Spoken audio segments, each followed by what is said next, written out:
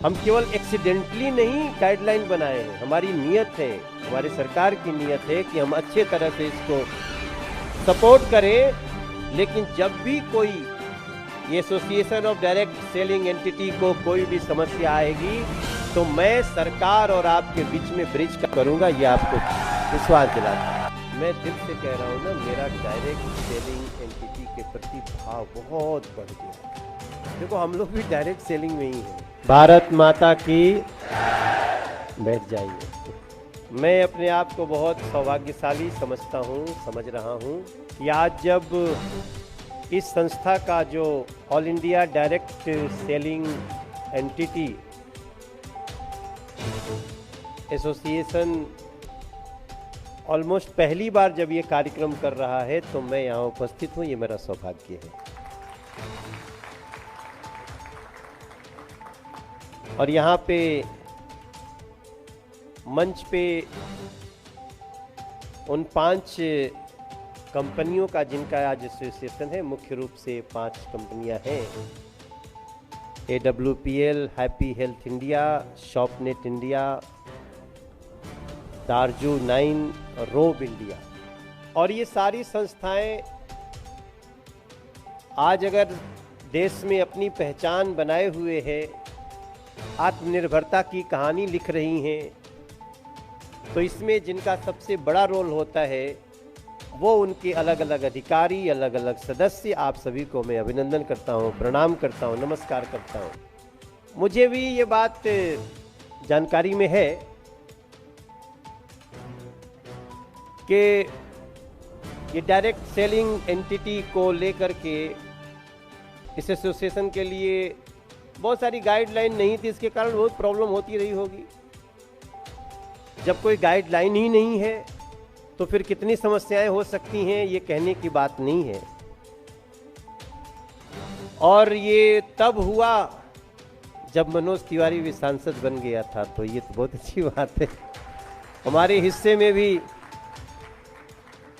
और सबसे अच्छी बात यह है कि तब इसके मंत्री रामविलास पासवान जी थे और मैं उस संस्था का एक सांसद के रूप में, जो उसकी कमेटीज होती है, मैं उसमें सदस्य के रूप में काम देख रहा था।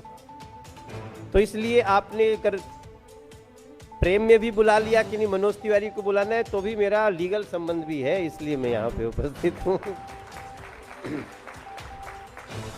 बाकी हेम पांडे जी जो उस समय इसके सचिव थे और उन्होंने अपने समय में जो काम किया, आप लोग कितने अच्छे लोग हैं कि जिसने आपके लिए गाइडलाइन बनाने में महत्वपूर्ण भूमिका निभाई, कि जब कोई भी नियम बनता है तो उसका दुरुपयोग करने वाले भी बहुत लोग हो जाते हैं।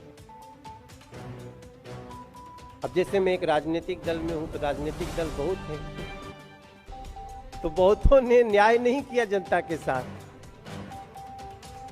वरना जिसको लगातार 15 साल शासन करने को मिल जाए और उसकी नीयत में कोई खोट न हो तो क्या जनता कैसे उसको हटाती है।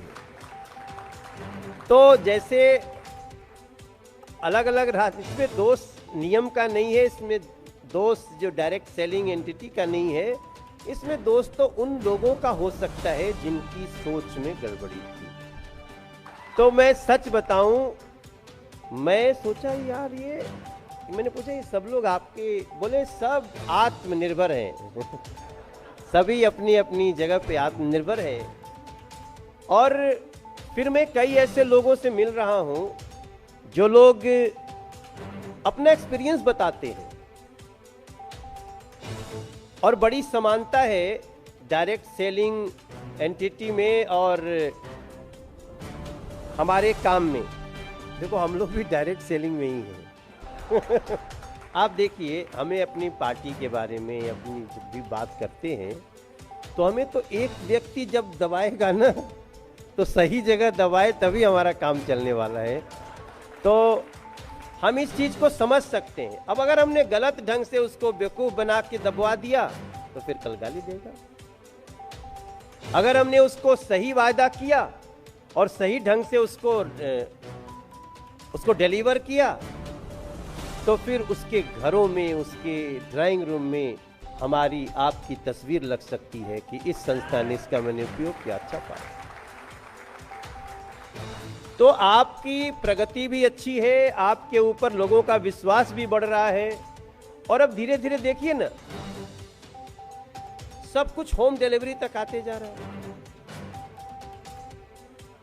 उसी का दूसरा हिस्सा है ना कि आपको अपने गांव में बैठ के, आपको अपने मोहल्ले में बैठ के बेस्ट से बेस्ट चीज मिल जाए, वहीं के लोग समझा दें। नहीं तो एक समय था जबकि मेरा मूल गांव जो है वो बिहार में है, तो मेरे गांव से जो नजदीक का मार्केट होता था वो बनारस होता था। कितना दूर था? हमारे गांव से 75 किलोमीटर। हमारा गांव बिहार में और वाराणसी यूपी में, लेकिन हमें नहीं लगा कि बीच में कोई बॉर्डर है। हम लोग जब भी कोई त्योहार आता था, घर में फंक्शन होता था, तो हमें सामान खरीदने के लिए बनारस जाना पड़ता था। और मुझे याद है, मैं अपनी माँ के साथ, मैं अपने भैया के साथ कितना जगह घूमते थे, ये कहाँ मिलेगा, इसमें अच्छी से अच्छी चीज कहाँ मिलेगी। अब तो हमें बहुत सारे लोग हमें बता के जाते हैं कि ये अच्छी चीज है, और उसके कारण क्या हुआ, जो लाभ एक संस्था को, एक कंपनी को, कुछ लोगों को होता था, वही लाभ अब इतने ज्यादा संख्या में लोगों को होने लगा। इस व्यवस्था को हम केवल एक्सीडेंटली नहीं गाइडलाइन बनाए हैं, हमारी नियत है, हमारे सरकार की नियत है कि हम अच्छे तरह से इसको सपोर्ट करें। और बाकी तो जिंदगी के हर रास्ते में ईमानदारी की जरूरत पड़ेगी। ऑनेस्टी, स्पष्टवादिता, ठगने रहना, ये तो तमाम आएगा ही। तो इस नाते आप सबको मैं बहुत धन्यवाद करता हूं।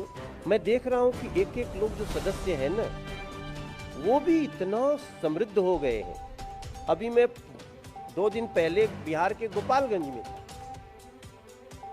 छोटा सा इंसिडेंट बताता हूं। और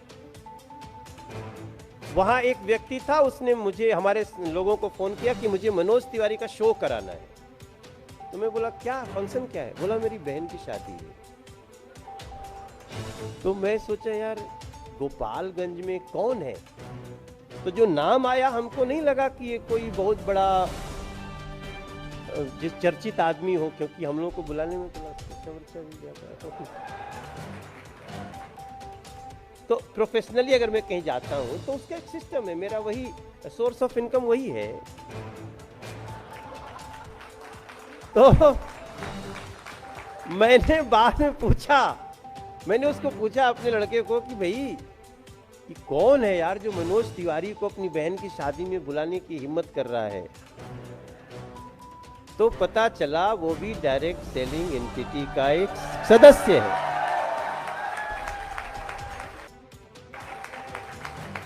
सर मैं दिल से बताऊं, अब मैं इधर बीच में जब से थोड़ा सांसद वांसद बन गया हूं, तो मैं बहुत सिलेक्टेड करता हूं, ताकि वहां ऐसा न हो जाए कि यार कोई भी दो पौआ लगा के कुछ भी बोल बाल दे, थोड़ा रिस्पेक्ट से हो। तो मैं ऐसा देखता रहता हूं।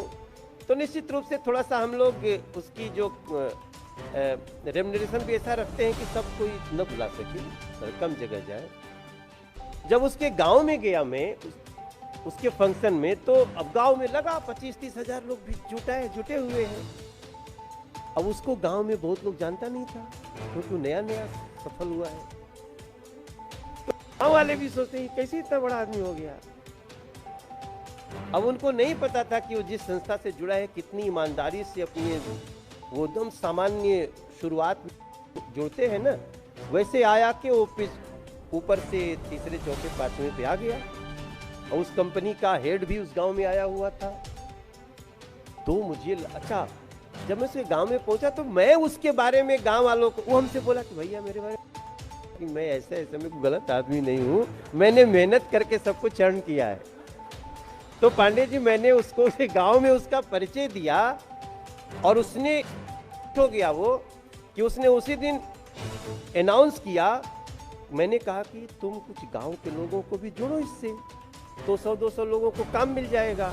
ये मेहनती जो होगा, जो स्किल्ड होगा, जो इसमें इंटरेस्टेड होगा, आएगा। तो उसने मेरे सामने घोषित कर दिया और मेरे सामने घोषणा किया कि मैं गांव में एक बहुत बड़ा मंदिर बनाऊंगा, एक बड़ा स्कूल बनाऊंगा। मैं दिल से कह रहा हूं ना, मेरा डायरेक्ट सेलिंग एंटिटी के प्रति भाव बहुत बढ़ गया।